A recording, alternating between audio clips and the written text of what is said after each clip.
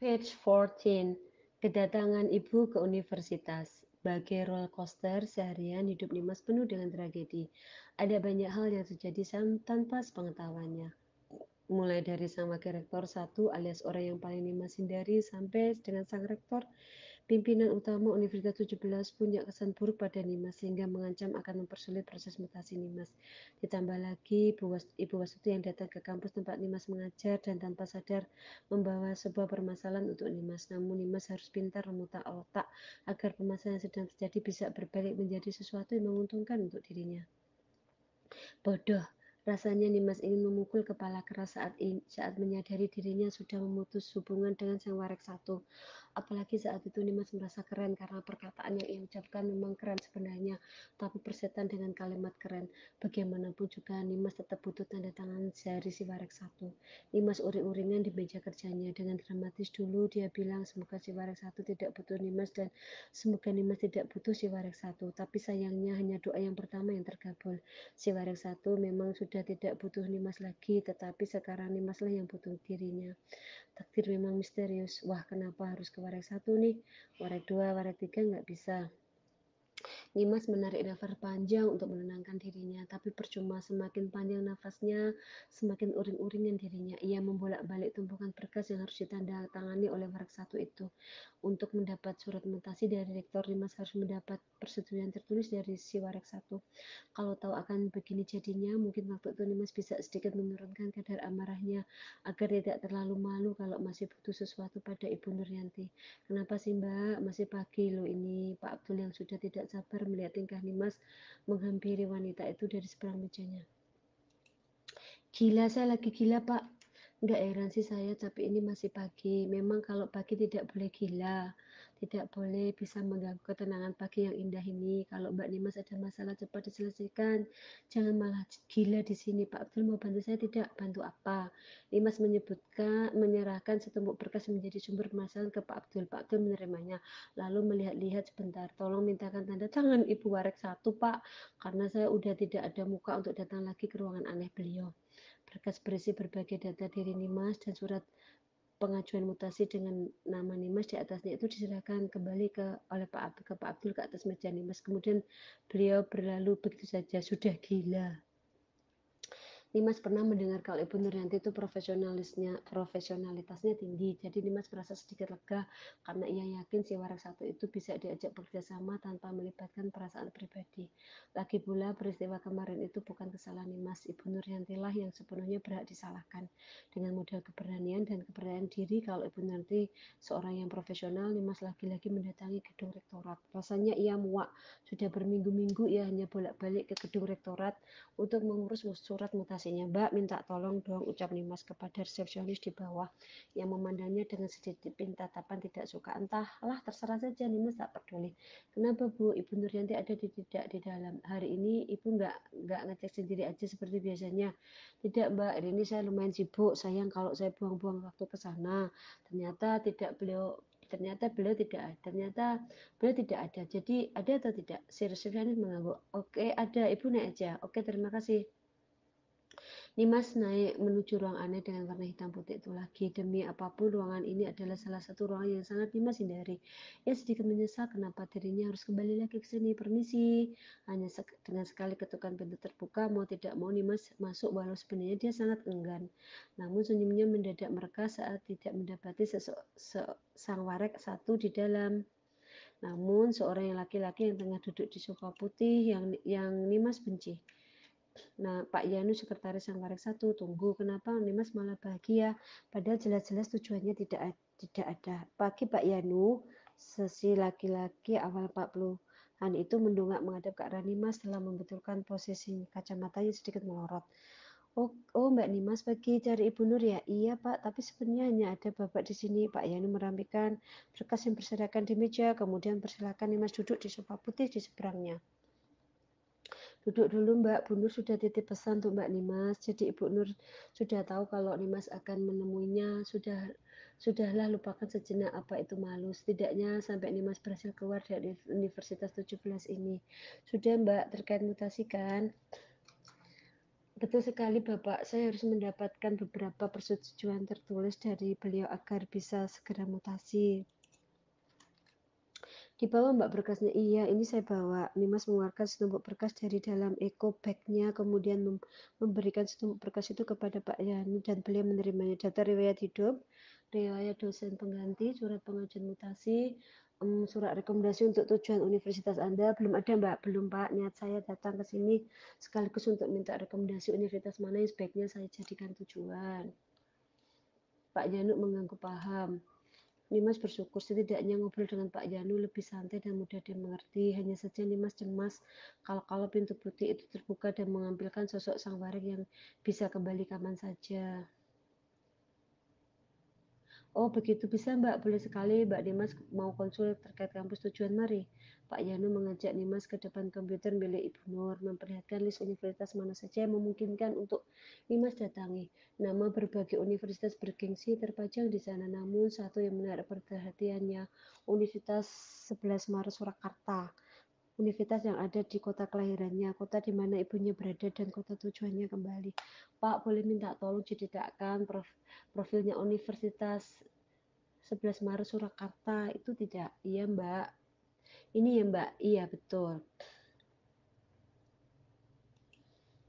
Oke Mbak, tolong itu printernya diisi kertas.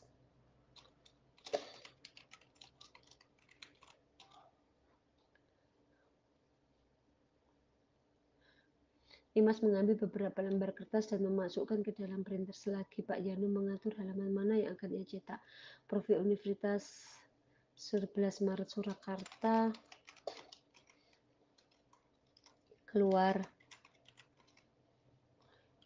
Dimas mengambilnya dan berterima kasih. Oh iya Pak, ini berkas mutasi saya, ada beberapa yang harus ditandatangani Bu Nuryanti. Silakan diletakkan di sini dulu, nanti saya sampaikan ke beliau. Terima kasih ya, saya pamit dulu kalau begitu. Sama-sama Mbak.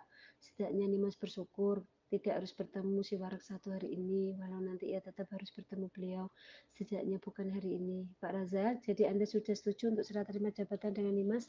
Tanya Bu Nuryanti pada Pak Raja yang tidak sengaja berpasasan di jalan menuju gedung rektorat. Ibu Nuryanti memang selalu jadi sosok yang membuat orang lain segan padanya sehingga Pak Raja sendiri merasa kurang nyaman berdialog empat mata begini. Iya Bu, 4 hari lalu saya setuju menggantikan posisi Mbak Nimas di jurusan dan sepertinya hari ini Mbak Nimas mengirim pengajuan persetujuan ke ruangan Ibu. Bu Nuryanti melepas kacamata yang bertengger di hidungnya dan meletakkan benda itu di dalam tas kecil yang beliau bawa. Kenapa Pak Raja setuju untuk terima jabatan dengan Nimas? Mbak Nimas berhasil meyakinkan saya mampu menggantikan beliau. Mbak Nimas berhasil meyakinkan saya kalau saya mampu menggantikan posisinya di jurusan dan jujur saya tersentuh saat Mbak Nimas bilang kalau alasannya keluar dari universitas ini adalah untuk berbukti kepada ibunya. Mungkin semua orang juga sudah tahu kalau Mbak Nimas ingin keluar karena ibunya dan sudah menjamur di mana-mana, tapi sewaktu saya melihat sang ibu dari Mbak Nimas secara langsung dan mendengar kisahnya, saya jadi tersentuh dan bersedia menggantikan posisi Mbak Nimas di universitas ini. Ibu Nuryanti tersenyum tipis di bibirnya, lalu menunjuk seorang seberang dengan menggunakan tangan kanan. Maksud kamu ibu-ibu yang itu? Pandangan Pak Raja tertuju pada wanita tua yang tengah berbincang dengan orang-orang yang lewat. Untuk sejenak ia bingung kenapa ada wanita tua di universitas ini, namun Pak Razak menajamkan pandangannya. Ia langsung mengenal wanita itu sebagai prostitut ibunya. Ibu, iya benar itu ibunya Nimas. Benar Bu. Pak Razak tahu apa kepentingan beliau di sini? Saya tidak tahu soal itu Bu. Kemungkinan beliau ingin menemani Mbak Nimas. Ibu Nuryanti mengangguk paham, kemudian mengakhiri percakapan dengan baik Pak, terima kasih informasinya. Saya mau kembali ke ruangan. Mari Bu, mari. Walaupun Pak Raja tidak begitu mengenal Ibu Nuryanti dengan baik, namun beliau merasa ada yang tidak beres dari cara sang karakter satu itu tersenyum. Beliau selalu tersenyum di momen-momen yang tidak tepat dan tersenyumnya tidak terlihat tulus sama sekali. Justru menyimpan banyak misteri, entah apa maksud yang tersembunyi di balik senyum itu. Dua orang tengah mengobrol santai di gazebo di 17. Seorang wanita akhir 60-an terlihat sedang membuka bekal di depan seorang laki-laki sedikit muda darinya. Ini Bapak, makan ini saja, pasti capek setelah mengajar, ucap si wanita tua dengan nada yang akrab dan halus khas orang Jawa Tengah. Si lelaki menerima tawaran makanan itu dengan senang hati, walau menolak di awal namun tetap saja dengan bahagia menerima tawaran si wanita muda. kan ini bukan untuk anak ibu kok malah saya yang makan, gimana ini, hahaha. Tidak apa-apa Pak, saya tidak bilang kalau mau ke sini pasti anak saya sudah makan di kantin. Anak ibu tadi dosen apa Bu? Dosen macam-macam Pak, anak saya ngajar bahasa Inggris tapi katanya juga jadi ketua jurusan IPS apa gitu loh Pak. Saya ini kadang tidak paham, sudah dijelaskan juga tidak paham, orang tua ya begini, haha. Saya juga terkadang tidak paham dengan kerjaan anak muda Bu, bercabang-cabang, mumpung masih kuat kali ya Bu, semua dikerjakan. Keduanya larut Keduanya larut dalam obrolan ringan sembari menikmati rujak buatan si wanita. Makanan dengan bumbu utama kacang tanah itu terasa begitu cocok dinikmati di siang hari yang terik namun berangin ini. Suasana khas kota Surabaya. Enak bu rujaknya, beneran ibu buat sendiri? Iya Pak, saya biasa buat begini. Di Surabaya banyak rujak ya Bu, sepanjang jalan tadi saya juga lihat warung-warung rujak. Iya, saya juga baru tahu kalau di Surabaya banyak rujak. Loh, ibu bukan asli Surabaya? Bukan Pak, saya dari Surakarta. Mendengar kata Surakarta yang cukup jauh dari Surabaya, si lelaki menghentikan makannya, ingin berdialog lebih dalam lagi dengan si wanita. Ibu di sini nyusul anak ibu atau tinggal bersama anak ibu di sini, saya kok bingung. Jadi begini, saya dan anak saya itu asal Surakarta, tapi anak saya itu kerja di sini. Jadi kemarin saya dijemput dibawa ke sini. Nanti juga saya kembali lagi ke Surakarta, tapi anak saya tetap di sini karena harus mengajar di sini. Ibu di Surakarta tinggal dengan ibu yang lain tidak, Pak? Saya di Surakarta tinggal sendirian. Loh, ada ekspresi khawatir yang kentara di wajah si lelaki. Membayangkan bagaimana wanita tua ini tinggal sendirian tanpa ditemani anak. Tapi Pak, Bapak tidak perlu khawatir sampai melotot begitu. Sebentar lagi anak saya mau mutasi ke Surakarta alias mau pindah kerja ke Surakarta. Jadi bisa tinggal dengan saya lagi. Ya bagus itu, kapan anak ibu bisa pindah? Kapan-kapannya saya tidak tahu. Anak saya bilang rektor Universitas 17 ini belum mau menyetujui surat mutasinya. Harus menjalani beberapa persyaratan dulu. 5 hari tinggal di sini. Saya lihat anak saya sibuk sekali. Tidur tengah malam, bangun pagi-pagi. Setelah itu berangkat lagi kampus. Pulang juga malam. Saya kasihan Pak. Kalau bisa saya rela menggantikan anak saya. Tapi saya ini bukan orang pintar, tidak paham hal seperti itu. Yang saya tahu ya hanya masak dan berkebun. Jangan begitu, ibu juga pintar kok, hebat, masakannya enak. Si lelaki menunjukkan kotak tempat makanan yang kini sudah tandas, tak ada sesuap makanan pun yang tersisa. Oh iya, kalau boleh saya tahu nama anak ibu siapa? Nimas, namanya Nimas Pak, Nimas Ayu, anaknya cantik. Ijab ibu ini disertai senyum bangga setelah bayangan anak perempuannya yang muncul di kepalanya. Si lelaki pun ikut tersenyum bangga menerka seberapa sayang ibu ini pada anaknya, sekaligus menerka seberapa menderitanya karena harus tinggal berpisah dari sang anak. Ya sudah Bu, saya ingat nama anak ibu yang cantik itu. Sekali lagi saya berterima kasih untuk makan siangnya, enak sekali Bu, saya pamit ya. Ada beberapa hal yang harus saya selesaikan di sini. Monggo Pak, silakan. Ini kartu nama saya. Kalau Ibu butuh sesuatu silakan dihubungi dan semoga secepatnya Ibu bisa kembali dengan anaknya ya. Si lelaki menyerahkan benda persegi dari kertas yang ia sebut kartu nama, kemudian pergi. Si wanita perhatikan tulisan yang ada di kartu itu dengan seksama, kemudian sedikit tersentak saat menyadari orang yang barusan ia beri makan bukanlah orang sembarangan. Wisnu Fajar Bahtiar, Kepala Pusat Data dan Informasi Ilmu Pengetahuan Teknologi dan Pendidikan Tinggi. Ibunya Nimas membaca isi kartu nama itu dengan memicingkan mata. Tuannya melihat jabatannya yang panjang di bawah nama laki tadi. Sang ibu menyadari kalau si lelaki adalah orang berpengaruh di dalam dunia pendidikan. Permisi Mbak Nimas, dipanggil Bu Warik 1 untuk datang ke ruangan, kata Pak Abdul pada Nimas yang saat ini tengah fokus dengan file di komputernya. Ada apa ya Pak? Saya tidak tahu Mbak. Mbak kesana dulu baru nanti tahu. Nimas mendengus. Bicara dengan Pak Abdul saat mode rekan kerja memang terasa menyebalkan. Tapi herannya Pak Abdul bisa begitu menenangkan saat mode kebabakannya aktif. Kira-kira berita baik apa buruk ini Pak? Saya masih enggan sebenarnya buat ketemu Bu Nur. Sepertinya berita buruk Mbak, tapi bahkan makin buruk lagi kalau Mbak Nimas tidak segera pergi ke sana sekarang. Lagi-lagi Nimas harus menuju ruangan aneh dengan aksen hitam putih yang sama sekali tidak nyaman.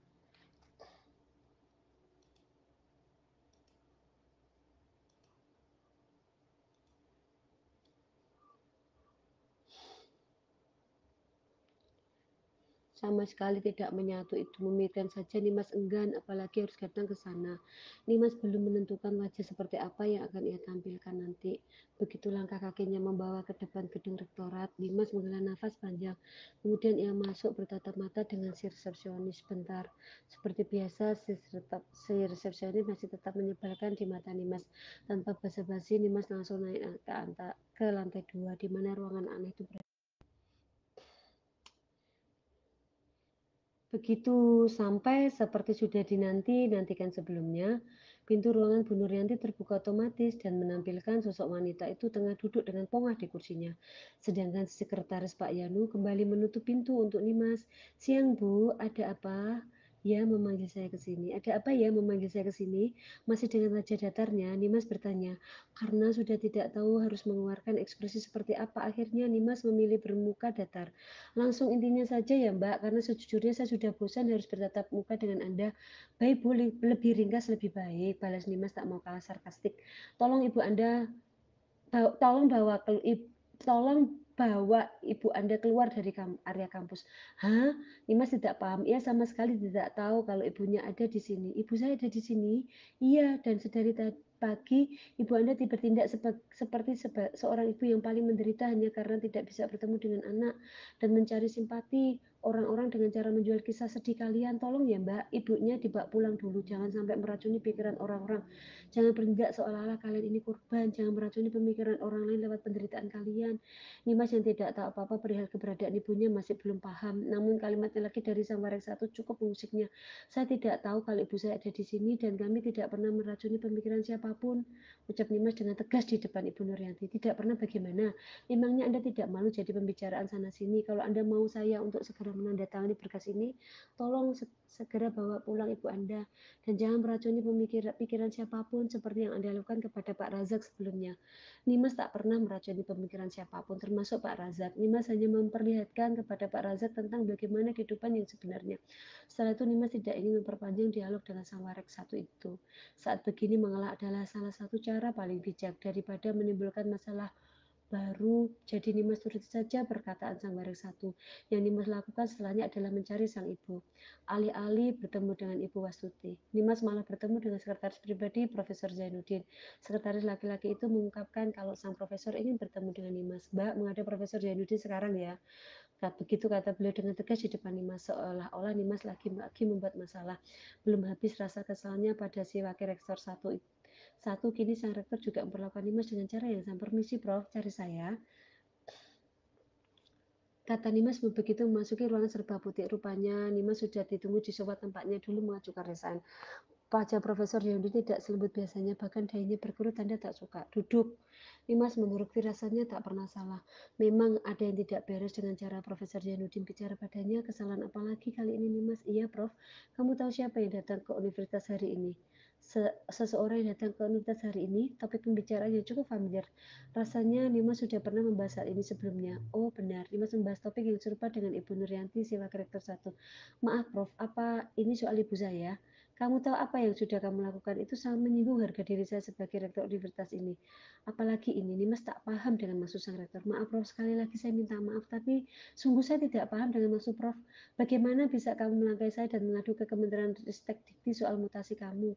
Mbak, ini masalah internal kita, kenapa harus bawa ke kementerian, mengadu ke Kementerian Ristek dan Dikti?" Nimas sama sekali tidak paham dan tidak merasa melakukan hal seperti yang dituduhkan Prof Zainuddin. "Tapi saya tidak pernah bertemu dengan orang-orang dari kementerian Prof. Saya tidak tahu bagaimana cara kamu mengadu, tapi yang jelas baru saja Pak Wisnu Fajar Bakhtiar, Kepala Pusat Data dan Informasi yang seharusnya hari ini ada pertemuan penting dengan saya, malah membahas masalah mutasi kamu." "Maaf Prof, saya memang tidak pernah bertemu dengan beliau. Sudah saya bilang, saya tidak tahu bagaimana cara kamu mengadu ke beliau." Nimas diam. Kejadian dengan Ibu Nuryanti tadi melibatkan ibunya. Apakah kejadian ini juga ada hubungannya dengan sang ibu? Jadi Nimas hanya memilih diam, tak ingin memperkeruh suasana. "Berdoa saja Mbak, semoga kejadian ini tidak menghambat proses mutasi Anda."